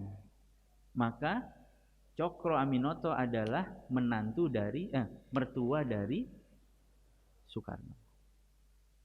Masyarul muslimin rahimakumullah, Cokro Aminoto ini dahsyat Pak. Beliau putra dari seorang pemimpin besar namanya Cokro Amiseno. Sebelum ada Indonesia nih Pak, mohon diingat, sebelum ada Indonesia, Cokro Amiseno punya ayah namanya Cokronegoro. Ulama. Cokronegoro punya ayah namanya Kiai Kasan Besari. Kiai Kasan Besari ini tokoh penerapan syariat Islam di wilayah Madiun, Ponorogo, Tegalsari. Itu namanya Keputihan. Keputihan itu wilayah yang putih, bersih, suci, taat pada ulama. Sebelum ada Indonesia Bu, telah tegak sebuah kampung menerapkan syariat Islam di Tegalsari. Pengen harap mudah-mudahan Allah mengijabah, doakan kampung silaturahim ini jadi kampung yang taat pada Allah. Begitu juga kampung-kampung Bapak dan Ibu sekalian. Kiai Kasan Besari ini mengelola pesantren Tegalsari dengan Masya Allah, dengan luar biasa. Kiai Kasan Besari ini punya ayah namanya Kiai Haji Ilyas. Kiai Haji Ilyas punya beberapa anak. Salah satu anaknya selain Kasan Besari adalah Kiai Haji Ali Murtado. Kiai Haji Ali Murtado punya anak namanya Kiai Haji Sulaiman. Kiai Haji Sulaiman punya anak namanya Kiai Abu Bakar. Kiai Abu Bakar punya anak namanya Kiai Haji Ahmad Dahlan. Jadi Cokro Aminoto sama Ahmad Dahlan ini sepupuan enggak? Sepupuan. Di zaman itu Cokro dan Ahmad Dahlan punya pengajian di Surabaya, majelis taklim besar. Kalau beliau ceramah, Ahmad Dahlan dan Cokro Aminoto yang datang ribuan. Pengajiannya namanya Ihya'us Sunnah. menghidupkan sunnah. Ini level atas, Ihya Sunnah. Level umumnya, Cokro dan Ahmad Dahlan membuat pengajian namanya Ta'mirul Ghafilin. Tempat berkumpul supaya orang-orang jangan sampai lalai. Keren Bu. Cokro Aminoto, ini pelajaran dari Cokro. Cokro Aminoto itu anak-anaknya pernah bercerita, dan kebetulan saya pernah mendapatkan cerita ini supaya sanadnya jelas. Kan kalau sanadnya nggak jelas disebut dhaif. Kalau disebut dhaif menjelang bid'ah. Kalau bid'ah dhalalah. Kalau dhalalah, saya takut itu.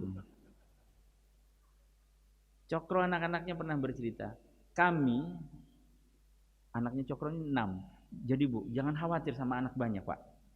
Insya Allah jamin rezekinya.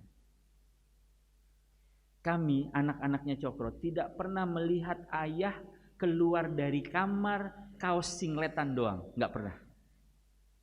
Kami selalu melihat ayah dalam keadaan utuh, bersarung, batik, berbaju, beskap, dan berimamah. Selalu, atau berpenutup kepala. Selalu begitu. Kami tidak pernah melihat ayahku dalam keadaan tidak siap menghadapi anak-anaknya. Sunnah bukan? Sunnah ini. Maka hadirin yang dirahmati Allah, Cokro dan Ahmad Dahlan membangun Indonesia yang bernama Indonesia ini. Dibangun semua. Cokro dan Ahmad Dahlan. Nanti Bapak dan Ibu akan mengetahui Haji Ilyas ini punya ayah namanya Kiai Bagus Besari. Kiai Bagus Besari punya ayah Kiai Jurang Demang. Kiai Jurang Demang punya ayah Kiai Ageng Gribik. Kiai Ageng Gribik 1, 2, 3, 4 punya ayah Sunan Prapen. Sunan Prapen punya ayah Sunan Dalem. Sunan Dalem punya ayah Sunan Giri. Jadi ternyata Ahmad Dahlan dan Cokro Aminoto itu adalah anak cucu dari Sunan Giri. Nanti Sunan Giri punya ayah anak keturunan dari Maulana Ishaq. Maulana Ishaq anak keturunan dari Syekh Jumadil Kubro. Syekh Jumadil Kubro putra keturunan dari Ali Al-Uraidi. Ali Al-Uraidi keturunan dari Imam Ali Zainal Abidin. Ustaz Heri nyebut Imam Ali Zainal Abidin. Ada imamnya. Indikasi. Biarin. Imam Ali Zainal Abidin keturunan dari Sayyidina Husain bin Ali bin Abi Thalib. Sayyidina Husain putra dari Ali bin Abi Thalib. Ali bin Abi Thalib suami dari Sayyidah Fatimah Zahra. Sayyidah Fatimah Zahra putri dari Allahumma sholli ala Sayyidina. Jadi kalau begitu, yang memerdekakan Indonesia ini anak cucu keturunan Rasulullah bukan? Kalau begini ceritanya, Indonesia ini negeri-negeri orang beriman enggak? Kalau ini ceritanya, Rasulullah mengirim para keturunannya untuk memerdekakan Nusantara enggak? Takbir. Ini. Nanti rupanya di sebelah kanan ada Ahmad Dahlan, di tengah ada Cokro Aminoto, di sebelah kiri ada tokoh namanya Hadratus Syekh Hasyim As'ari. Hasyim As'ari ini punya ayah namanya Kiai As'ari. Kiai As'ari punya ayah namanya Abdul Halim. Abdul Halim punya ayah Abdul Wahid. Abdul Wahid punya ayah Samhud Bagdo. Samhud Bagdo punya ayah Pangeran Benowo. Pangeran Benowo anak keturunan Abdurrahman. Abdurrahman punya alias namanya Mas Karebet atau Joko Tingkir. Joko Tingkir keturunan dari Sunan Giri. Ketemu semua enggak nih? Kalau begitu Indonesia ini perlu kita jaga enggak? Indonesia ini negeri beriman enggak kalau begini? Maka Bapak dan Ibu yang dirahmati Allah, ini baru 3 nama nih. Sudah segini. Baru 3 nama. Padahal nanti ada nama-nama yang Masya Allah, Tabarakallah. 17 Agustus 1945 bersamaan dengan hari Jumat Sayyidul Ayyam 9 Ramadan diproklamasikan kemerdekaan Indonesia. Soekarno dalam keadaan sakit berat tanggal 17 itu. pagi hari itu. Setelah menyusun naskah teks proklamasi, Soekarno datang ke Masjid Ar-Riyad bertemu dengan Habib Ali Al-Habsyi. Berkumpul di Masjid Ar-Riyad Kuitang para ulama dan habaib, mendoakan dan memberikan saku Soekarno air minum yang dibacain Al-Fatihah. Bismillah, kuat hari ini kamu nak. Oh, guru-gurunya Soekarno ini para habaib semua, para ulama semua. Karena itu anaknya nggak boleh berantem sama habaib. Paham kan? Orang pinter kalau disindir paham. Karena itu anak-anaknya Soekarno nggak boleh membenci ulama. Nanti Bapak dan Ibu akan mengetahui Kiai Nur Ali Bekasi itu gurunya Soekarno.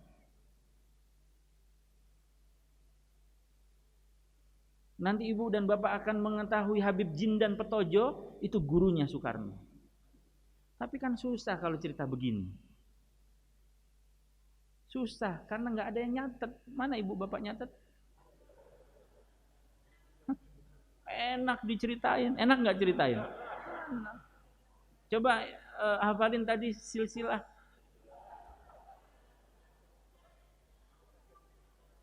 Itulah kita. Seneng diceritain, nggak seneng nyatet, apalagi baca. Saya ditanya Ustadz, gimana saya dapatkan rangkuman dari cerita Ustadz itu? Ada bukunya nggak? Oh, ini jualan, namanya jualan. Saya bilang, Pak, saya cerita ini barangkali lebih dari 1.200 buku yang saya baca. Lebih dari 1.200 silsilah yang saya kumpulin. Lalu Bapak pengen rangkumannya. Enak nggak hidup nih? Ketemu orang, saya ketemu keturunannya Sunan Giri. Namanya Ibu Sri Wahyuni.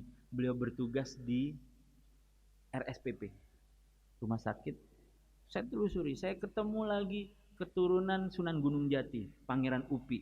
Saya ketemu lagi keturunan Sunan Derajat, Ustadz Fadli. Oh, Masya Allah, baru-baru ini ada muktamar keluarga Sunan Derajat di Tegal. Sunan Derajat itu di Lamongan, kenapa reuninya di Tegal? Rupanya ini semuanya negeri ulama. Oh, Masya Allah, tabarakallah. Jadi nanti Agus Salim pulang dari Jeddah, ketemu sama Cokro. Sebelum ada Dwi Tunggal Soekarno-Hatta, kita punya Dwi Tunggal Cokro Agus Salim. Cokro memimpin, Agus Salim mikirin. Cokro yang mengobarkan semangat, Agus Salim yang menata gerakan. Cokro yang keliling seluruh Indonesia, Agus Salim yang mengorganisasi semua gerakannya. Jadi ada Pak, ada orang yang di depan, ada orang yang di belakang. Enggak semua harus tampil ke depan, sampai harus naik motor loncat gitu. Enggak semua. Ini apa, nyindir mulu. Jadi teman-teman semua sahabat enggak usah risau soal volume azan, enggak usah risau. Indonesia ini yang jaga Allah melalui para alim ulama dan para aulia. Enggak usah khawatir. 350 tahun ada yang bilang begitu, kita dijajah. Dijajah oleh mulai Spanyol, Portugis, sebentar Perancis, Belanda banyak, Inggris, Jepang. Indonesia tetap jadi negeri orang beriman. Enggak jadi seperti Spanyol yang menjajah Filipina, lalu kemudian Filipina jadi negeri Katolik. Enggak seperti Thailand yang dijajah Siam, lalu Siam jadi negeri Buddha. Indonesia dijajah bermacam-macam penjajah, dan kita tetap beriman insya Allah. Kira-kira kenapa?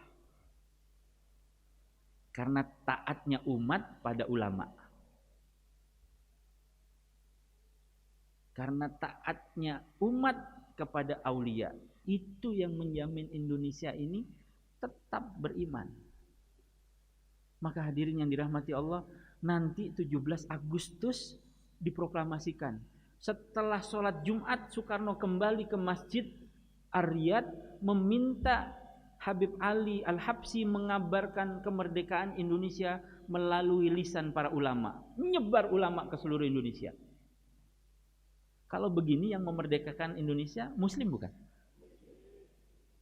Kalau ini ceritanya yang menjadi tulang punggung ujung tombak kemerdekaan Indonesia, ulama bukan? Nanti Bapak dan Ibu betapa gentingnya sampai-sampai 17 September Hadratus Syekh Hasyim Asy'ari mengeluarkan fatwa. Fatwanya mempertahankan kemerdekaan Indonesia, memperjuangkan kemerdekaan Indonesia itu derajatnya jihad fisabilillah. Hasyim Asy'ari mengeluarkan fatwa jihad fisabilillah untuk Indonesia. Karena itu Nahdlatul Ulama harus kembali seperti yang dicita-citakan oleh Hasyim Asy'ari. Kalau hari ini Nahdlatul Ulama agak begitu, ya udah agak begini, maka harus kita ceritakan ini supaya ingat kembali bahwa negeri ini salah satu yang menjaga adalah Nahdlatul Ulama. Muhammadiyahnya mana Ustaz tadi? Ahmad Dahlan. Al-Irsyadnya mana? Tadi Syekh Rubaiyah Al-Irsyad. Oh, Masya Allah, tabarakallah. 17 September Hasyim Asy'ari mengeluarkan fatwa jihad fisabilillah. Nanti Bapak dan Ibu akan mengetahui sejarahnya.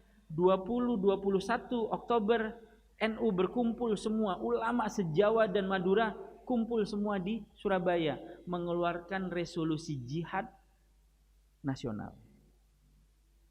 Pemimpin utamanya, panglima tingginya Hasyim Asy'ari. Komandan lapangannya namanya Syekh Kiai Abbas, pimpinan pesantren Buntet Cirebon. Kiai semua, Pak. Kiai Abbas memimpin pasukan. Nanti anak buah komandannya ada Ruslan Abdul Ghani, ada Cak Dul Harnowo, ada namanya pemuda yang bernama Sutomo. Sutomo itu sebetulnya mau nikah tahun itu, tapi keburu pecah perang. Dia kumpulin semua prajuritnya, dia tanya, boleh nggak aku nikah tahun ini? Kata prajuritnya, haram nikah waktu perang. Ini prajurit mengeluarkan fatwa, cuman ada di Indonesia. Haram hukumnya komandan nikah waktu perang. Maka Sutomo mengundurkan pernikahannya, baru nikah tahun 47. Nanti ketika Sutomo menikah pada tahun 47 ini, yang kondangan semua prajurit pejuang seluruh Indonesia. Keren nggak Pak kalau Bapak punya mantu gitu Pak? Kondangannya seluruh prajurit. Maka hadirin yang dirahmati Allah, tanggal 7 dan 8 November ada Kongres Umat Islam pertama di Jogja. Seluruh kumpul umat Islam untuk mempertahankan kemerdekaan Indonesia. Sebelum tanggal ini ada seorang jenderal mati. Namanya Jenderal Malabi. Jenderal sekutu. Bapak dan Ibu kalau mempelajari sejarah perang, Bapak dan Ibu tidak akan mengetahui jenderal mati di medan pertempuran, enggak ada. Yang banyak mati itu kopral. Jenderal enggak mati. Di Surabaya doang jenderal mati, Pak. Karena arek-arek Surabaya. Karena pejuang-pejuang Surabaya.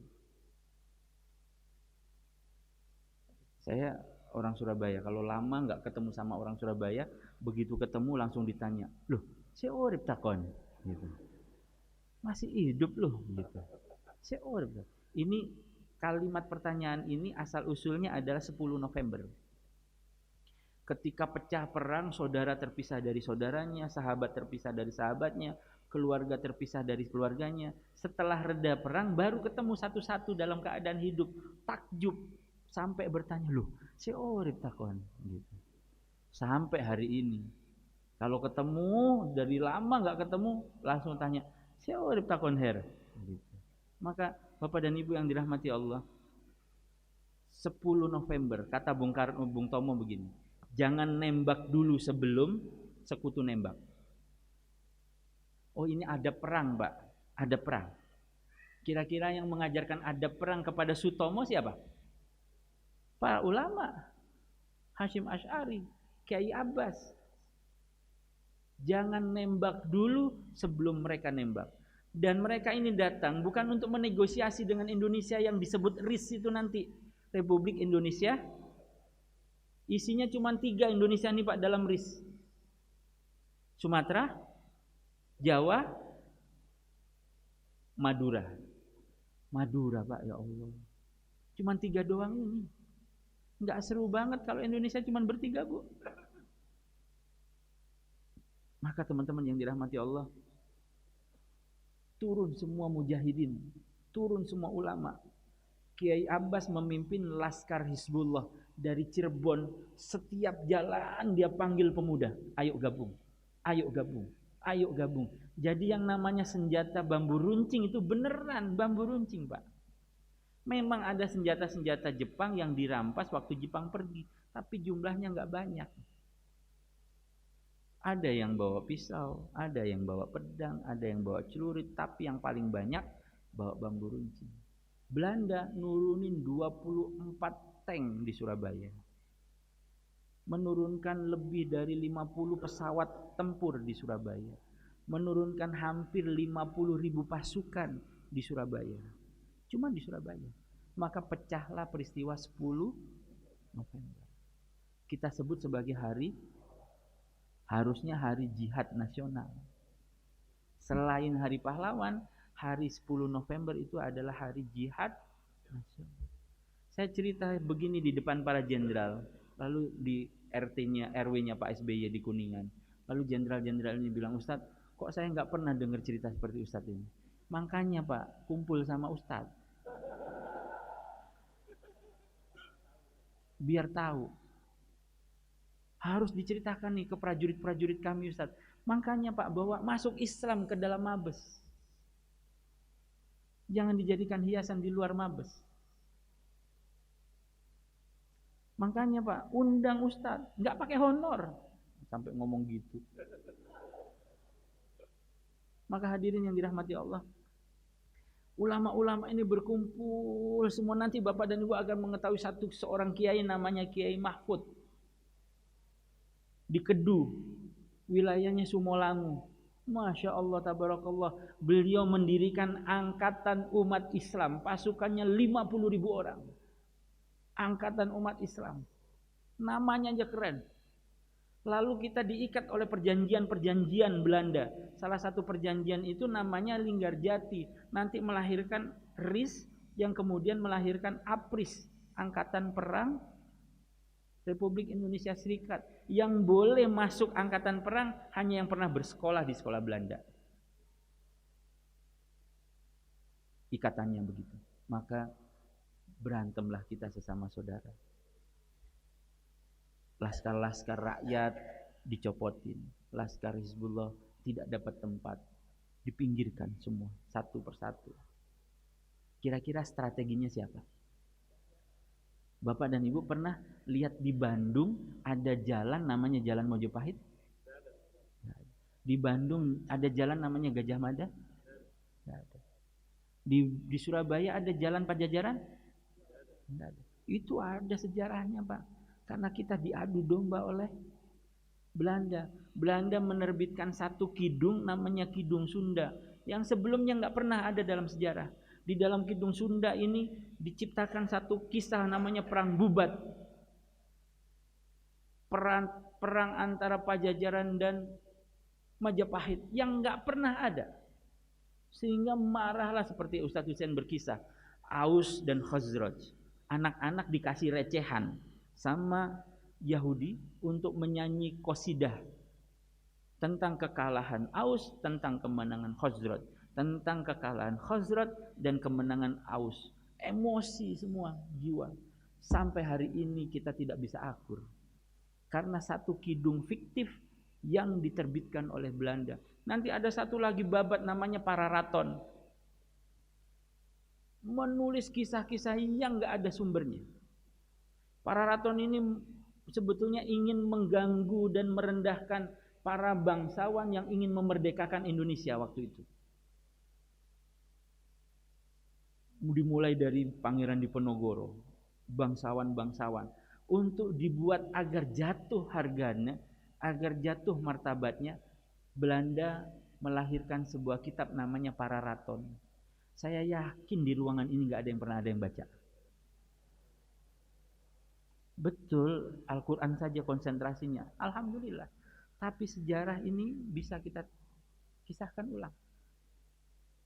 Pararaton ini nanti akhirnya memunculkan bahwa raja-raja Jawa ini adalah raja-raja keturunan Ken Angrok. Tukang perkosa perempuan, tukang begal, tukang kecu, sehingga jatuh harga dirinya sebagai silsilah mulia. Enggak begitu ceritanya. Ini semua orang mulia yang mengatur, namanya arsitek peradabannya Sunan Kalijogo. 240 kerajaan dan kesultanan di Nusantara.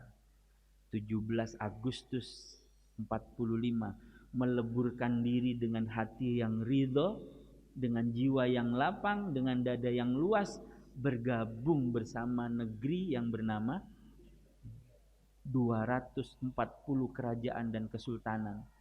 Kira-kira kalau Bapak jadi raja, ridho nggak gabung sama Indonesia? Oh, belum tentu. Belum tentu. Itu tolong dicatat. Yang mengatur semua itu para ulama, wali dan aulia. Maka sekali lagi saya ingin menitipkan pesan yang sangat sederhana. Tolong jaga Indonesia. Jaga dengan iman, jaga dengan amal, dan jaga dengan kerja nyata. Jaga dengan kebaikan mulia. Jaga dengan hasil utama untuk menyiapkan umat Islam. Ibu-ibu, lahirkan dan didik anak-anak menjadi anak-anak yang soleh. Bapak-bapak, jadilah contoh dan teladan di tengah-tengah masyarakat supaya tegak Islam. Maka terakhir sebagai penutup, saya mohon keridhaan dan keikhlasan Bapak dan Ibu membacakan Al-Fatihah untuk para pahlawan, untuk para pejuang, untuk orang-orang yang mengorbankan jiwanya, nyawanya, keluarganya, membangun sebuah negara dan memerdekakan sebuah bangsa yang bernama Indonesia. Mudah-mudahan dengan rahmat Allah, semua beliau ini dijaga di dalam kebaikan. Al-Fatihah.